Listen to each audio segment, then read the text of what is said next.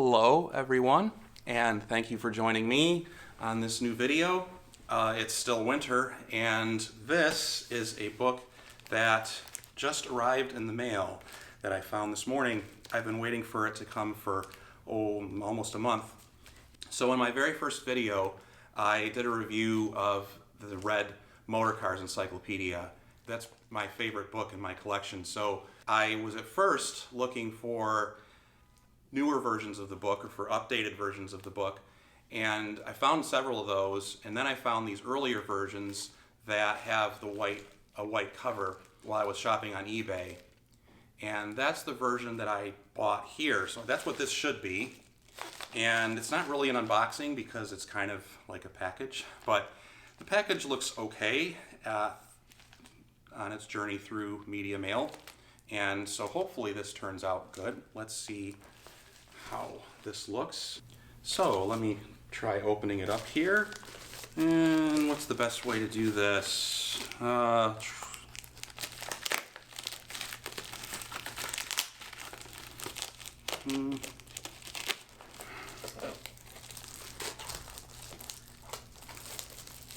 good, there's more packaging inside. So, arming it.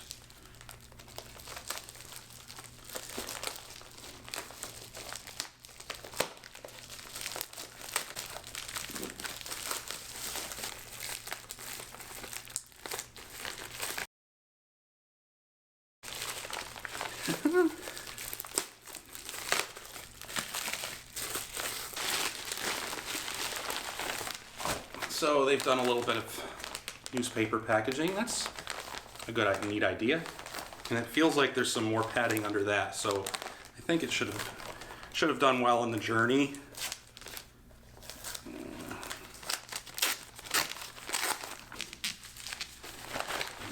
Throw that over there.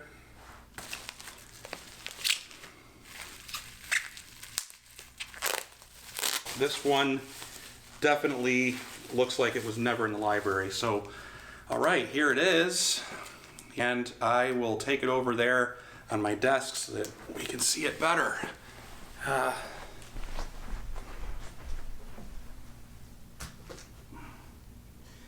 Lovely. Okay, and here it is. And it looks really nice. It has exactly the same kind of cover jacket, except these colors are inverted, so it's white with red lettering, and it also has like a Mylar protection on it, which is pretty nice.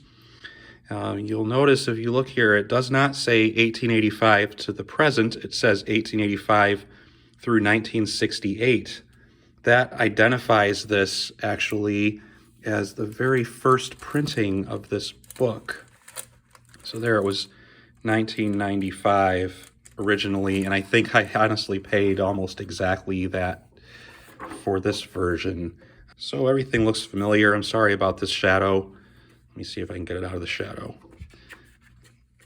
Oh, there's a correction here. That's interesting. And that looks original. So it's correcting some mistakes that they made, errors, errata, Gian Giordano. And there it is, the publication page. Rainbird, 1968, and no other dates. So that's the very first printing, and the condition of this is really marvelous. Printed in Great Britain, this one. I think possibly the other one that I have that I did in the first video was printed in New York.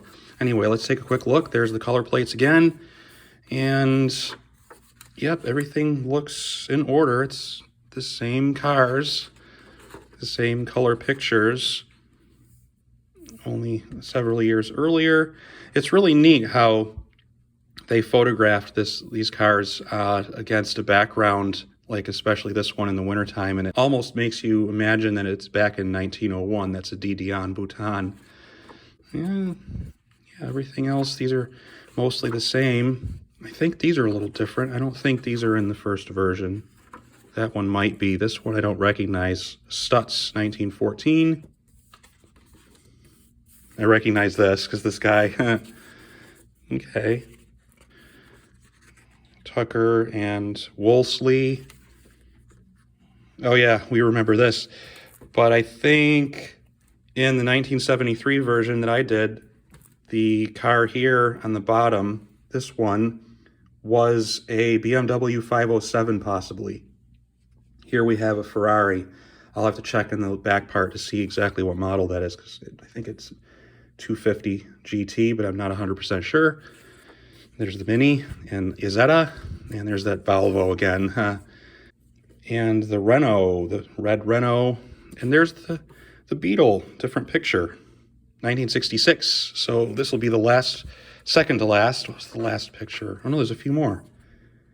Fiat in the Alps. That's really pretty, actually. I like that. Rolls-Royce, 1968. AC. AC supercar. This is pretty cool. I like that. Oh, there's a few more.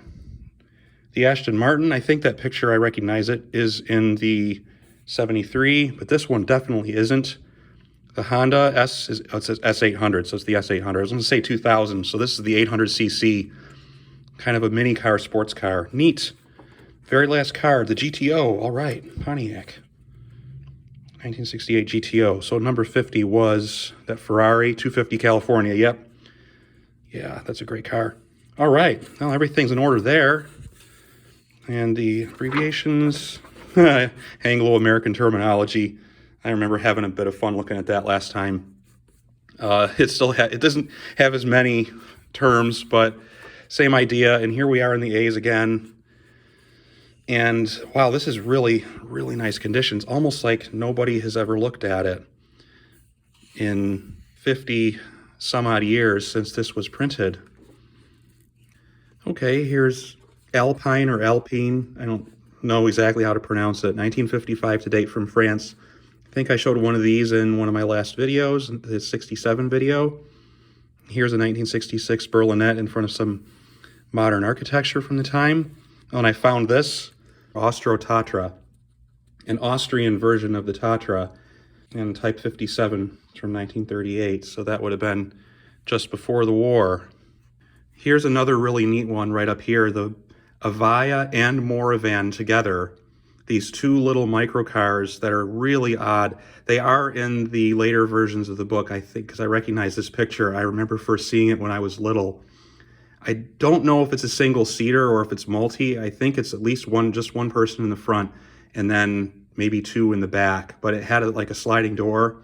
And they're both very similar to designs.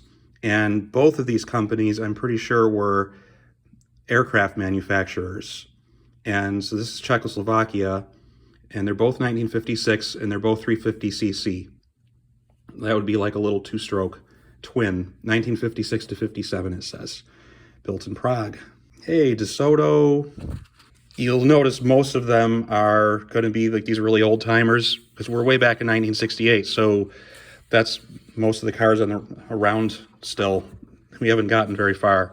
DKW, the Sonderklasse, so that's like the F91. And Dodge. Dodge's cars, custom from before the war. The Dodge Dart from after, and a really interesting Dolo JB. This is like a kind of like a prototype, French. That's like a memorable picture. Okay, Lincoln and Lloyd, the Lloyd Arabella. So that's the car that put Borgward out of business. That didn't work out. And there's a British Lloyd. They actually show that right below here, which is kind of neat. And LMB, that's also going to be British, like a fiberglass sports car GT, custom made, or maybe a kit car. And MG, Messerschmitt, Tiger. It's unfortunate you can barely see it there. Oh, here's another interesting car, Mako Champion, 1958 Mako Champion. So when you look at this really quickly, it actually looks like, if you just glance at it, it looks like a Beetle. But on closer inspection, it is very much not a Beetle. It is kind of like the poor man's Beetle with 450cc engine. I think it's a rear engine also. And this is in later versions of the book also. I really love this car. Okay, remember from that first video I had shown the Klein Wolf? This older version of the book has a picture of the Kleinschnittger, which I was looking for, the 125cc. It's the F-125, kind of a really famous little microcar from Western Germany after the war. Here is the Kleine Wolf with this guy up here, and the Kleinschnitger firm down here. So they lasted 7 years. Well, glad I found that. Well, here's Wolseley again. The Wolseley cars go up to the 6110. We haven't got to the 1300 yet. That's coming later. So we're just up to 1968. So how does the book end? It ends with Y and Z, Zaporozhets, the car called the Z, the Zill limousines. Last page. The Zis and Zundap Janus is there, or Janus, and the Zwickau, the East German Zwickau, is right here. Page 619, so it's actually a lot shorter than the other book. But it's very lovely, and I'm very glad to have this now in my collection. And it was only about $20. And so there we are, a quick look at this wonderful book. And it's going to have its home in my collection. Hope you enjoyed it. Hope to see you again soon. Take care.